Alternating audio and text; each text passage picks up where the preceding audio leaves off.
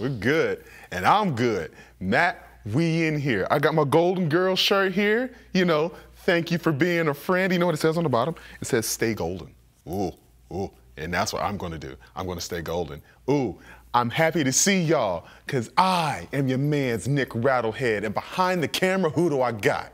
Graff. Graff. Oh, and we are Aftershock Reviews here to give you another dope review, man. And it's one of a good old-fashioned, rip-roaring, good time, old-school death metal album.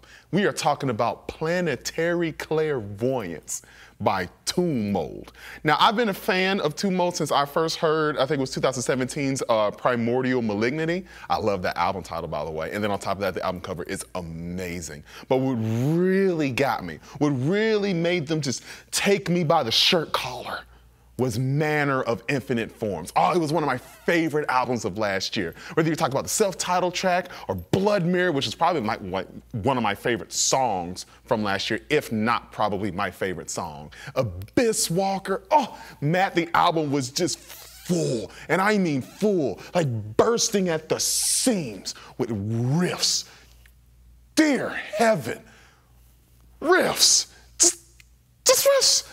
And it was so good. And the great thing about it was, because sometimes for me, I struggle with some old school death metal albums and, you know, death metal albums now that try to harken back to that old sound. Because for me, sometimes when they're obsessed with the speed of it or the aggression of it or trying to create the most sludgy, most appalling atmosphere they possibly can, there's nothing for me to grab onto. There's no good catchy riff, you know, most of the time, for me at least, that I can just hold on to and then start humming back in my head, which makes me want to come back to the album. You see what I mean? But Manner of Infinite Forms was a situation where not only did I have the riffs, not only did I have the solos, but I had the catchiness as well, which now brings me to Planetary Clairvoyance, their newest offering, and also they're smoking too, because Primordial Malignity came out in 2017, Manner came out last year, and then now we get Planetary Clairvoyance. That's 3 albums. That's an album a year. Not to mention a little small, well, there might be 2 tracks, but little EPs in the middle of them, where Planetary Clairvoyance also owes itself, because this, like 2 tracks from this album, Matt, comes from an EP that they released last year called Cerulean Salvation, right? So what happens now is they take those 2 songs, and for me, it seems like they built a whole album around it. Now, keep in mind, the album is short, only 7 tracks long, but dag nabbit do they make an impression. Dag nabbit do they make an impact. Because let's start with Beg for Life. Matt, first off, dope title. Dope title. And now it starts off with all this, you know, noise and things of that nature. It seems really far away before it just comes out and it says, gotcha, with this really, really, really great riff. Matt, I tell you what, because like it's a great situation where a lot of your fears for an album, will it be as catchy as the last one was? Will it be as adventurous as I believe this band can be?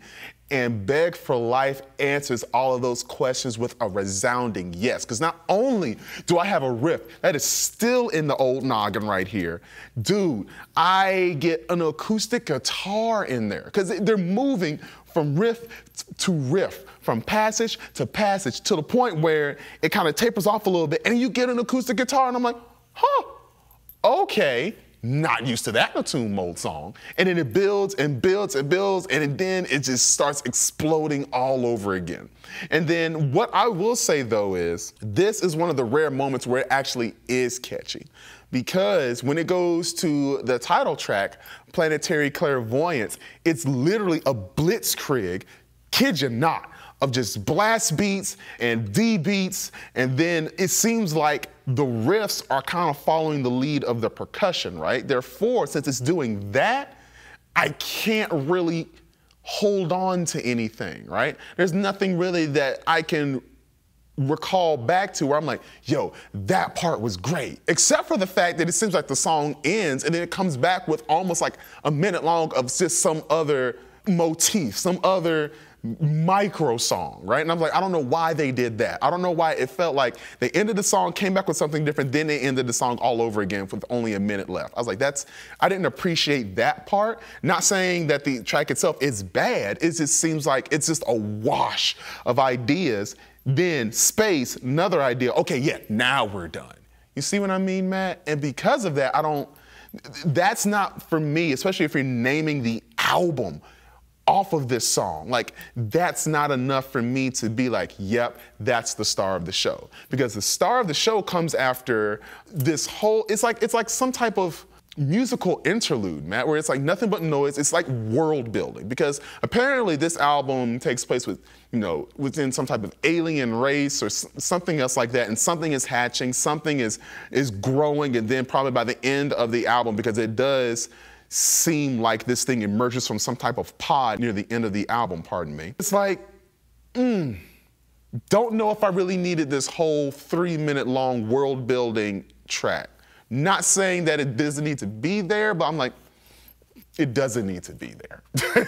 It just doesn't. It just doesn't. It just doesn't, because Infinite Resurrection does all that track was trying to do and then some, because it comes in with this nasty, Lord have mercy, nasty riff with this galloping percussion.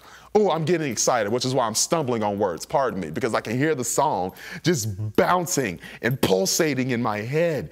And Matt, I kid you not, it comes away with the most catchy / gnarly riff, where it goes like, do, do, do, do, do, boom, boom, boom, boom, boom, boom, boom. And I don't know what the vocalist is saying. This is another thing about old school death metal, or just death metal in general. Unless I have a lyric sheet in front of me, I can't tell what he's saying. But just slammed against the backdrop of that wonderful riff, he's going like, oh, man, it's great. It gets your blood going. It's the shot of adrenaline you need on a slow Monday. It's the shot of adrenaline you need after you've been having a bad day. It's the shot of adrenaline you need if you just need something to kick you in the seat of the pants. Man, it's so good. Heavens to Megatroid. It is so good. But yet and still, like I said, highlights for this album are few and far between, because for the next couple of tracks, I can't get anything. What I will say, though, is where it does tend to shine, where it has, a lack of memorable riffs, it has amazing solos. Amazing solos. Solos that make you want to come back to the track and try to get something else from it. It makes you want to go back to the track and try to see, like, okay, here's the narrative for it. Here's what we can do. Here's the things that they're trying to convey to me. The solos are masterful. Some are short, some drag. And when I mean drag, that's not the word I want to use. Some are a little bit longer. There it is. But that does not mean that they are not effective.